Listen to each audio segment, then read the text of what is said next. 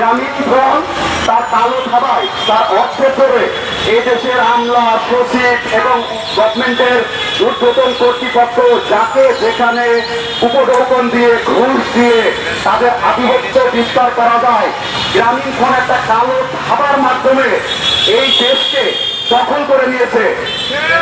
না হলে 16 বছরের একটা ন্যায্য পাওনা। আমি একটু সংক্ষেপে গল্পটা বলতে চাই।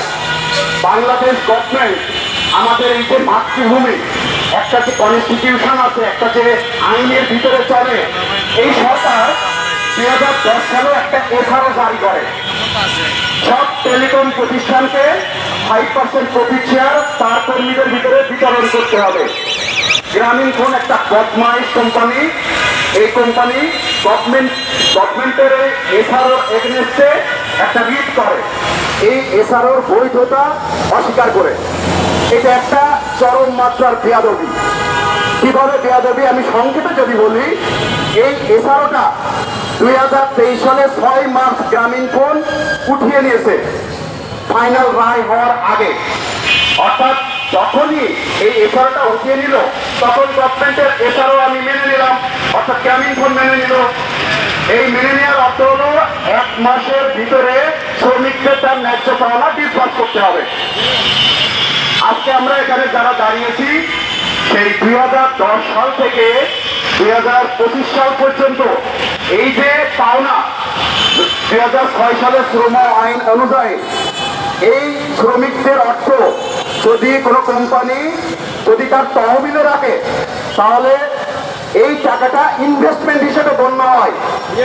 যেহেতু গ্রামীণফোন বাংলাদেশের টপ প্রফিটেবল অর্গানাইজেশন এবং ডিভিডেন্ড ক্যালকুলেশনে সে প্রতি বছর হাজার হাজার কোটি টাকা আমাদের দেশ থেকে বিদেশে পাঠিয়েছে, দেশের টাকা চলে গেছে বিদেশে। অথচ এই যে প্রফিটটা তারা দেশের বাইরে পাঠালো, এই প্রফিটের অংশ আমি, আমার মতো 4000 কর্মী, এই প্রফিটের মধ্যে আমার যে ইনভেস্টমেন্ট ছিল গ্রামীণফোনের এই বিজনেসে, আমার যে ইনভেস্টমেন্ট ছিল 2010 সাল থেকে, সেই ইনভেস্টমেন্ট বাড়তে পারতে টাকার পরিমাণ হয়েছে 33,147 কোটি টাকা। গ্রামীণফোনের টেকনিকটা কি? গ্রামীণফোন এই পাওনা না দেওয়ার জন্য, কর্মীদের বঞ্চিত করার জন্য এই টাকা শুধুমাত্র অপচেষ্টার মাধ্যমে যাকে যেখানে খুশি করার জন্য, যেখানে উপঢৌকন দিতে হয়, ব্রিফকেস দিতে হয়, সেই জায়গাগুলোতে ব্রিফকেস দিয়ে সচিব থেকে শুরু করে বিচারপতি, আইন, সব জায়গা গ্রামীণফোন কিনে নেয়। এবং এই গ্রামীণফোনের এত শক্তি, সব কিছু কিনে নিয়ে তারা স্পষ্টভাবে এটা প্রমাণিত, আমাদের কাছে বৈধ ডকুমেন্ট, কাগজপত্র, এভিডেন্স সব কিছু আছে, এই মুহূর্তে আমাদের সাথে আছে।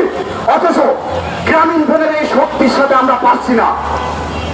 সরকারের যেগুলো দুর্নীতিবাদ আমরা তাদেরকে সহযোগিতা করে আসছে। আমরা গতকালও বিটিআরসিতে মিটিং করেছি। বিটিআরসির সবচেয়ে টপ পাওয়ারফুল 9 জন অফিসারের সাথে আমরা মিটিং করেছি এবং তাদেরকে আমাদের তথ্যপত্র সহ প্রমাণ করেছি এটা আমাদের ন্যায্য পাওনা। এবং তারা এটা স্বীকার করেছে যে হ্যাঁ, গ্রামীণফোনের পক্ষে তো কোনো যুক্তিই নাই। তাহলে কিসের শক্তিতে, কিসের বলে তারা এই শ্রমিকদের পাওনা দিচ্ছে না? এটা এখন দেশবাসীর কাছে প্রশ্ন। প্রিয় দেশবাসী, আপনাদেরকে কেন জানাচ্ছি, এই যে পাওনাটা 33,147 কোটি টাকা পার হেড, এটা গ্রামীণফোনের দেওয়ার ক্ষমতা নাই। তাই আমরা সহযোদ্ধা বা সহকর্মীরা, বেনিফিশিয়ারিরা আমরা আলোচনা করে একটা সিদ্ধান্ত নিয়েছি, গ্রামীণফোন এত বড় অর্থেও এত বড় পাওনা পরিশোধ কোনোভাবেই করতে পারবে না। কিন্তু এরকম একটা জটিল পরিস্থিতিতে আমরা অত্যন্ত সদয় দৃষ্টিতে গ্রামীণফোনের কাছে একটা ফিজিবল অ্যামাউন্ট এক্সপেক্ট করেছি। ফিজিবল অ্যামাউন্ট যেন গ্রামীণফোনও আমাদের পাওনাটা দিতে পারে এবং তারা শান্তিপূর্ণ পরিস্থিতিতে দেশে ব্যবসা করতে পারে। আমরা এই পাওনার দাবিতে গত 20টি মাস সিটি হাউস, অর্থাৎ গ্রামীণফোনের হেড অফিস, প্রেস ক্লাব, বিভিন্ন অধিদপ্তর, বিভিন্ন সরকারি সংস্থার সামনে আমরা বারবার যাচ্ছি। আমাদের অভিযোগ জানাচ্ছি, বাট এমন একটা জটিল পরিস্থিতি হয়ে আছে যেখানে আমরা যাচ্ছি সেখানে গ্রামীণ ফোন ব্রিফকেস পাঠিয়ে দিচ্ছে।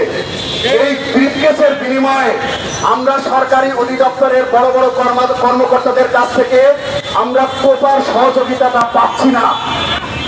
আজকে আমরা 20টি মাস আমাদের ন্যায্য পাওনার দাবিতে একটানা আন্দোলন করে যাচ্ছি। আমরা এখন মাননীয় প্রধানমন্ত্রীকে একটি মেসেজ দিতে চাই। আমাদের স্পষ্ট বার্তা হলো, একটা নন পলিটিক্যাল বিষয়, আমরা কখনোই পলিটিক্যাল বিষয় করতে চাই না, কিন্তু আমাদের দেয়ালে পিঠ থেকে যাচ্ছে। মাননীয় প্রধানমন্ত্রীকে বলবো, গ্রামীণ ফোনের মতো অর্গানাইজেশন যারা অত্যন্ত স্বচ্ছ এবং কমপ্লায়েন্ট প্রসেসে তারা তাদের বিজনেস রান করে বলে দাবি করে, এখানে একটু নেক নজর দিন।